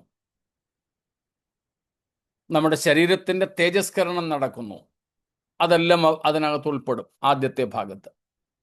അതിൻ്റെ 2ാമത്തെ ഭാഗമാണ് നമ്മെ അവൻ കോപത്തിനല്ല എന്ന് വെച്ചാൽ ഈ രക്ഷയുടെ, ഈ 4ാമത്തെ നിർവചനത്തിൽ പറയുന്ന രക്ഷയുടെ 2ാമത്തെ മുഖം എന്ന് പറയുന്നത് വരുവാനുള്ള ദൈവത്തിൻ്റെ കോപത്തിൽ നിന്ന് ഉള്ള വിടുതൽ.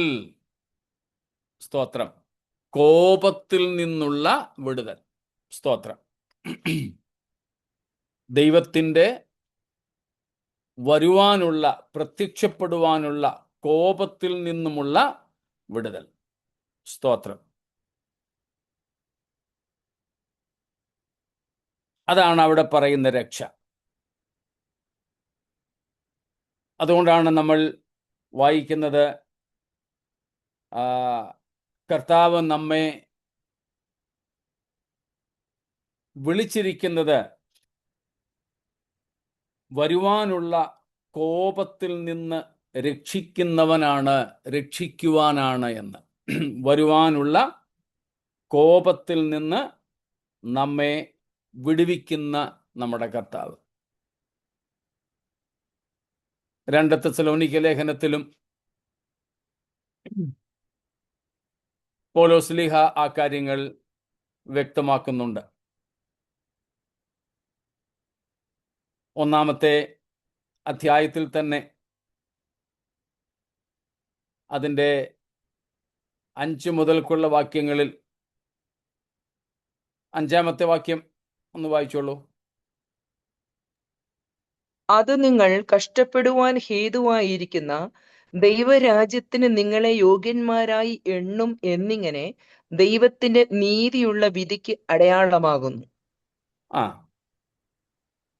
കർത്താവായ യേശു തന്റെ ശക്തിയുള്ള ദൂതന്മാരുമായി സ്വർഗത്തിൽ നിന്ന് അഗ്നിജ്വാലയിൽ പ്രത്യക്ഷനായി ദൈവത്തെ അറിയാത്തവർക്കും നമ്മുടെ കർത്താവായ യേശുവിന്റെ സുവിശേഷം അനുസരിക്കാത്തവർക്കും പ്രതികാരം കൊടുക്കുമ്പോൾ നിങ്ങളെ പീഡിപ്പിക്കുന്നവർക്ക് പീഡയും പീഡ അനുഭവിക്കുന്ന നിങ്ങൾക്ക് ഞങ്ങളോടുകൂടെ ആശ്വാസവും പകരം നൽകുന്നത് ദൈവസന്നിധിയിൽ നീതിയല്ലോ. കണ്ടോ, കർത്താവിന്റെ പരൂസിയ പ്രത്യക്ഷത അത് സുവിശേഷം അനുസരിക്കാത്തവർക്ക് ശിക്ഷാവിധിക്ക് കാരണമാകുമ്പോൾ, ദൈവക്രോധം പകരുവാൻ കാരണമാകുമ്പോൾ, സുവിശേഷത്തിൽ വിശ്വസിച്ച സുവിശേഷ നിമിത്തം പീഡിപ്പിക്കപ്പെടുന്ന നമുക്ക് ദൈവത്തിന്റെ ക്രോധത്തിൽ നിന്നുള്ള വിടുതലുണ്ട്. കർത്താവിനോട് കൂടെയുള്ള ആശ്വാസവുമുണ്ട്. 1 തെസ്സലോനിക്കർ 1:10 വാക്യവും കൂടെ. പഴയ മലയാളം ബൈബിളിൽ 10 പ്രിന്റ് കാണത്തില്ലായിരിക്കും. തന്റെ പുത്രനും വരുവാനുള്ള കോപത്തിൽ നിന്ന് നമ്മെ വിടുവിക്കുന്നവനുമായ യേശു സ്വർഗത്തിൽ നിന്ന് വരുന്നത് കാത്തിരിപ്പാനും നിങ്ങൾ വിഗ്രഹങ്ങളെ വിട്ട് ദൈവത്തിങ്കിലേക്ക് എങ്ങനെ തിരിഞ്ഞു വന്നു എന്നും അവർ തന്നെ പറയുന്നു. നമ്മുടെ കർത്താവായ യേശു എന്തിനാ വരുന്നത്? വരുവാനുള്ള കോപത്തിൽ നിന്നും നമ്മെ വിടുവിപ്പാൻ. അപ്പോൾ ക്രിസ്തുവിന്റെ പരൂസിയ, ക്രിസ്തുവിന്റെ പ്രത്യക്ഷത, നമുക്ക് ഏറ്റവും വേണ്ടപ്പെട്ട ആള് വേറെ ആരുമല്ല, നമ്മുടെ കർത്താവ്. ഏറ്റവും വേണ്ടപ്പെട്ടയാള്, the most concerned, most related person. കർത്താവിനെ പോലെ, യേശുവിനെ പോലെ നമുക്ക് ബന്ധമുള്ള വേറെ ഒരാളില്ല. സ്തോത്രം. തൻ്റെ ചങ്കിലെ ചോരയാൽ നമ്മെ വീണ്ടെടുത്തു. തനിക്കായി നമ്മെ വിവാഹ നിശ്ചയം ചെയ്തു. നമ്മെ തൻ്റെ പട്ടമഹർഷിയായി, മണവാട്ടിയായി ചേർക്കുവാൻ കർത്താവ് വേഗം വരുന്നു. നമ്മുടെ കർത്താവിന് നാമാണ് ഏറ്റവും പ്രിയർ. നമുക്കും നമ്മുടെ കർത്താവായ യേശുവാണ് ഏറ്റവും പ്രിയൻ. ആ പ്രിയപ്പെട്ടവന്റെ വരവിനെയാണ്, പ്രത്യക്ഷതയെയാണ് പരൂസിയ എന്നതുകൊണ്ട് അർത്ഥമാക്കുന്നത്. അപ്പോൾ തൻ്റെ ചങ്കിലെ ചോര കൊണ്ട് വിലയ്ക്ക് വാങ്ങി വിവാഹ നിശ്ചയം ചെയ്ത് പരിശുദ്ധാത്മാവിനെ കൊണ്ട് മുദ്രയിട്ട് സൂക്ഷിച്ചിരിക്കുന്ന തൻ്റെ സഭയെ ചേർക്കുവാൻ യേശു പ്രത്യക്ഷനാകും. അന്ന് വെളിപ്പെടുവാനിരിക്കുന്ന ദൈവത്തിൻ്റെ ക്രോധത്തിൽ നിന്നും നമ്മെ വിടുവിച്ച് തൻ്റെ പ്രസാദത്തിലേക്ക്, സന്നിധിയിലേക്ക്, തന്നോട് അനുരൂപരാക്കി നമ്മെ കൊണ്ടുപോകുന്ന ആ ഭാവി വിടുതലിൻ്റെ പേരാണ് രക്ഷ. അതാണ് നമ്മളിപ്പോൾ ചിന്തിച്ച അതിൻ്റെ 4ാമത്തെ അർത്ഥം. അതിൽ നമുക്ക് ഏറ്റവും പ്രസക്തമായത് ഈ 4 2, 3, 4 സംഗതികളാണ്. വ്യക്തമാണോ ഇത്? എന്തെങ്കിലും ചോദ്യമുണ്ടോ ഇതിൽ? സർവായുധ വർഗത്തിലെ രക്ഷ എന്ന ശിരസ്ത്രം ഇത് തന്നെയാണ്. അതെ, അവിടെയും പറയുന്ന രക്ഷ ഇത് തന്നെയാണ്. ഈ രക്ഷയുടെ മൊത്തമായ സംഗതിയാണ് രക്ഷ എന്ന ശിരസ്ത്രം എന്ന് എഫേസ്യ ലേഖനം 6-ാം അധ്യായത്തിൽ സർവായുധവർഗം ധരിക്കുക എന്നിടത്ത് ഉപയോഗിച്ചിരിക്കുന്നത്. രക്ഷ, ഇതേ രക്ഷ തന്നെയാണ്. ആ രക്ഷയുടെ 3 തലങ്ങളായിട്ട് നമ്മളിപ്പോൾ അതിനെ എടുത്ത് പിച്ചിക്കീറി പഠിച്ചു എന്നേ ഉള്ളൂ. അവിടെ പറയുന്ന രക്ഷ ഇതെല്ലാം കൂടെ ചേർത്ത് പറയുന്ന പൊതുവായി ഉള്ള രക്ഷയെക്കുറിച്ച്.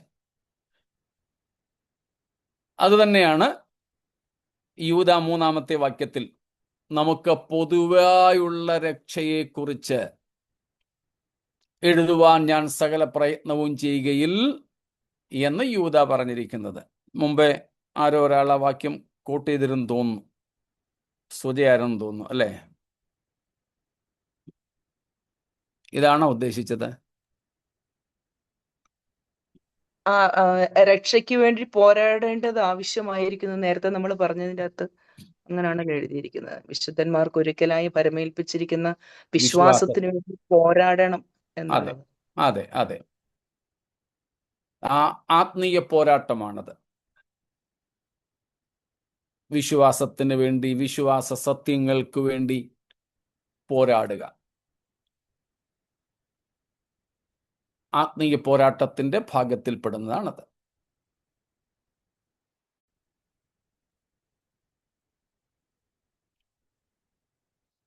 മറ്റെന്തെങ്കിലും? രക്ഷയ്ക്കായി വളരുവാൻ എന്ന് പറയുന്നുണ്ടല്ലോ പാസ്റ്ററെ, അതോ? അതാണ് നമ്മൾ ഇന്നലെ പഠിച്ചത്, 3-ാമത്തേത്. 1 പത്രോസ് 2-ാം അധ്യായത്തിന്റെ ആദ്യത്തെ വാക്യങ്ങളിലാണ് പത്രോസ് ആ കാര്യം പറഞ്ഞിരിക്കുന്നത്. ഇപ്പോൾ ജനിച്ച ശിശുക്കളെ പോലെ രക്ഷയ്ക്കായി വളരുവാൻ വചനമെന്ന മായമില്ലാത്ത പാല് കുടിപ്പാൻ വാഞ്ചിപ്പീൻ. അപ്പോൾ അതില് 1-ാം അധ്യായം 1 പത്രോസ് 1:23 നമ്മുടെ വീണ്ടും ജനനത്തെ കുറിച്ച് പറയുന്നു. ആ വീണ്ടും ജനിച്ചപ്പോൾ നമ്മുടെ ആത്മാവിൻ്റെ രക്ഷ പ്രാപ്യമായി. പക്ഷേ അത് മാത്രം പോരാ. നമ്മൾ ഇന്നലെ പഠിച്ചതുപോലെ നമ്മുടെ ദേഹിയെ അടിമപ്പെടുത്തുന്ന, ദേഹിയിൽ വസിക്കുന്ന, നമ്മുടെ സമ്പൂർണ്ണ ആളത്വത്തെ അടിമപ്പെടുത്തുന്ന പാപത്തിൻ്റെ സ്വാധീനത്തിൽ നിന്ന് നമുക്ക് വിമോചനം പ്രാപിക്കണം. അത് രക്ഷിക്കപ്പെടുന്ന അന്നേ ദിവസത്തിൽ തന്നെ പ്രാപിക്കുന്നില്ല. അതിനെ സാങ്ക്ടിഫിക്കേഷൻ, വിശുദ്ധീകരണമായിട്ടാണ് നമ്മൾ പഠിക്കുന്നത്. അത് ആദ്യത്തെ ദിവസമോ 1 വർഷമോ 2 വർഷമോ 50 വർഷമോ കൊണ്ട് പോലും നമ്മൾ ആ രക്ഷയിൽ വളർന്ന് പൂർണ്ണത പ്രാപിക്കുന്നില്ല. ഈ ഭൂമിയിൽ ഉള്ളിടത്തോളം കാലം നമ്മൾ അതിൽ വളർന്നുകൊണ്ടേയിരിക്കുകയാണ്. അതാണ് രക്ഷയ്ക്കായി വളരുവാൻ എന്ന് പത്രോസ് തൻ്റെ 1-ാം ലേഖനം 2-ാം അധ്യായത്തിൻ്റെ 2-ാമത്തെ വാക്യത്തിൽ പറഞ്ഞിരിക്കുന്നത്. നമ്മെ കീഴ്പ്പെടുത്താൻ ശ്രമിക്കുന്ന, നമ്മിൽ വസിക്കുന്ന പാപ സ്വഭാവത്തെ, അതിൻ്റെ പ്രലോഭനങ്ങളെ ഗലാത്യർ 5-ാം അധ്യായത്തിൽ പൗലോസ് പറയുന്നത് പോലെ ജഡത്തെ അതിൻ്റെ രാഗമോഹങ്ങളോട് കൂടെ ക്രൂശിച്ച് അതിനെ നള്ളിഫൈ ചെയ്ത്, അതിനെ നിരായുധീകരിച്ച്, അതിനെ ക്ഷയിപ്പിച്ച് രക്ഷിക്കപ്പെട്ട സ്വഭാവത്തിൽ നമ്മൾ വളർന്ന് യേശുക്രിസ്തുവിൻ്റെ സ്വഭാവത്തോട് ഏറ്റവും അടുക്കുന്നതിനെയാണ് സരളമായ അർത്ഥത്തിൽ അവിടെ രക്ഷയ്ക്കായി വളരുക എന്ന് പറഞ്ഞിരിക്കുന്നത്. അങ്ങനെ വളർന്നാൽ ഈ പറഞ്ഞ ദേഹിയിൽ നമുക്ക് വിശുദ്ധീകരണം പ്രാപിക്കുവാൻ സാധിക്കുകയും കർത്താവിൻ്റെ പറൂസിയായിൽ, പ്രത്യക്ഷതയിൽ, ഈ ശരീരത്തിൻ്റെ തേജസ്കരണത്തിലൂടെ രക്ഷയുടെ പൂർണ്ണത നമുക്ക് കൈവരിക്കുവാൻ സാധിക്കുകയും ചെയ്യുന്നു. അതുകൊണ്ടാണ് റോമർ 8:23 പൗലോസ് പറഞ്ഞത്, ആത്മാവ് എന്ന ആദ്യ ദാനം ലഭിച്ചിരിക്കുന്ന നാമും നമ്മുടെ ശരീരത്തിൻ്റെ വീണ്ടെടുപ്പായ പുത്രത്വത്തിന് ഉള്ളിൽ ഞരങ്ങിക്കൊണ്ട് കാത്തിരിക്കുന്നു.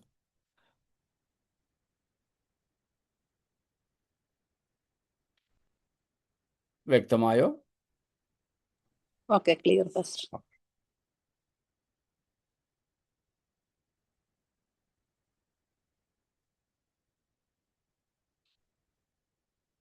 ഒരു ചോദ്യം ചോദിച്ചു, അതിന് ഉത്തരം പറഞ്ഞു.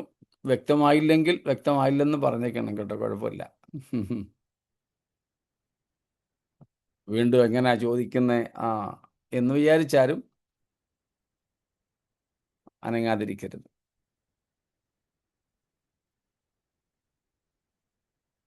സ്തോത്രം.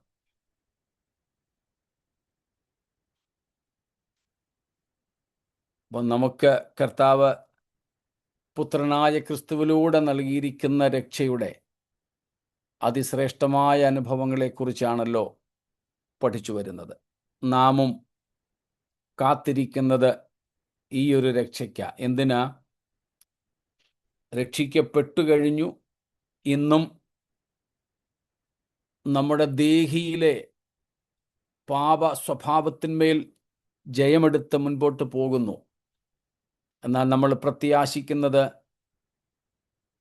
രക്തം തന്ന് നമ്മെ വീണ്ടെടുത്ത, പരിശുദ്ധാത്മാവിനാൽ നമ്മെ മുദ്രയിട്ട് തനിക്കായി സൂക്ഷിച്ചിരിക്കുന്ന നമ്മുടെ ആത്മമണവാളൻ തേജസ്സോടെ വരും. അന്ന് നമ്മൾ അങ്ങേ കർത്താവിനെ അവിടുന്ന് ഇരിക്കുന്നത് പോലെ തന്നെ കാണും. അതുകൊണ്ട് അതിനു മുമ്പ് നമ്മൾ അവിടുത്തോട് അനുരൂപരായി രൂപാന്തരപ്പെടും. നമ്മുടെ ഈ മർത്യമായ ദേഹം അമർത്യമായതിനെ ധരിക്കും. നമ്മൾ കഴിഞ്ഞ ദിവസങ്ങളിൽ നമ്മുടെ ഇടയിൽ പണ്ടായിരുന്നു, കുറേ നാളുകൾക്ക് മുമ്പ് നമ്മൾ നോക്കിയതാണ്. ഏതാണ്ട് 10ഓളം വിശേഷതകളുള്ള ഒരു പുനരുത്ഥാന ദേഹമാണ് നമുക്ക് ലഭിക്കാൻ പോകുന്നത്. 1 കൊരിന്ത്യർ 15-ാം അധ്യായത്തിൽ നിന്ന് നമ്മൾ പഠിച്ചിട്ടുണ്ട്. ഇന്നിനിയും അതിലേക്ക് ഞാൻ പോകുന്നില്ല. പുനരുത്ഥാന അതിൻ്റെ 43 മുതൽക്കുള്ള വാക്യങ്ങൾ, 42 തൊട്ടുള്ള വാക്യങ്ങളിലുണ്ട്. പുനരുത്ഥാന ശരീരം, തേജസ്കരിക്കപ്പെട്ട ശരീരം, ശക്തിയിൽ ഉയർക്കുന്നത്, തേജസ്സിൽ ഉയർക്കുന്നത്, ആത്മീയ ശരീരം, അമർത്യമായ ശരീരം, അദ്രവത്വമുള്ള ശരീരം, അക്ഷയമായ ശരീരം, സ്വർഗീയമായ ശരീരം, സ്വർഗീയനോടനുരൂപമായ ശരീരം, രൂപാന്തരപ്പെട്ട ശരീരം. ഇങ്ങനെ ഏതാണ്ട് 10ഓളം വിശേഷതകളാണ്. സാധാരണ നമ്മൾ കേൾക്കുന്നത് 7 എന്തോ 7നോട് നമുക്കൊരു വല്ലാത്ത അടുപ്പമുണ്ട്. അവിടെ 7ലധികം കാര്യങ്ങൾ പറയുന്നുണ്ട്. ഏതാണ്ട് 10ഓളം കാര്യങ്ങളുണ്ട്. 7 വിധ താഴ്ചയുള്ള ഈ ശരീരവും 7 വിധം ഉയർച്ചയുള്ള ലഭിക്കാനിരിക്കുന്ന ശരീരവുമെന്നാണ് പൊതുവെ ശവമടക്ക സമയത്ത് ആ ഭാഗത്ത് നമ്മൾ കേൾക്കാറുള്ളത്. ആ 7നെ നമുക്ക് 10 എന്നാണ് ഞാനീ പറഞ്ഞത്. അപ്പോൾ ആ വിധമായ വിശേഷതകളുള്ള, അക്ഷയമായ, അമർത്യമായ, അദ്രവത്വമുള്ള, തേജസ്സുള്ള, സ്വർഗീയമായ, ശക്തിയിൽ ഉയർക്കുന്ന, ആത്മീയമായ, രൂപാന്തരപ്പെട്ട പുനരുത്ഥാന ശരീരം. ആരുടേതിനോട് അനുരൂപമായത്? സ്വർഗീയനായ കർത്താവിൻ്റേതിനോട് അനുരൂപമായത്. ഇങ്ങനെയാണ് 10 കാര്യങ്ങൾ അവിടെ ഉള്ളത്. അപ്പോൾ ആ ശരീരം നമുക്ക്, അങ്ങനെ ഒരു ശരീരം നമുക്ക് ലഭിക്കുന്നതാണ് ഇവിടെ ഇപ്പോൾ നമ്മൾ ചിന്തിച്ച രക്ഷ. അതിനുവേണ്ടി നമുക്ക് ആർത്തിയോടെ പ്രത്യാശിക്കാം. ഇന്ന് രാത്രിയിലാണ് നമ്മുടെ കർത്താവിൻ്റെ പറൂസിയ എങ്കിൽ നമുക്ക് ഈ 10 വിധ വിശേഷതകളുള്ള ശരീരത്തിൽ കർത്താവിനോട് കൂടെ ആയിരിക്കാൻ ഇട നൽകട്ടെ. അല്ല, അതിന് താമസമെങ്കിൽ മടുത്തു പോകാതെ പ്രത്യാശയോടെ കാത്തിരിക്കാം. വിശുദ്ധിയിൽ നമ്മെ തന്നെ സൂക്ഷിക്കാം. ഈ വചനങ്ങളാൽ ദൈവം നമ്മെ അനുഗ്രഹിക്കുമാറാകട്ടെ. സ്തോത്രം. നമുക്ക് പ്രാർത്ഥിക്കാം.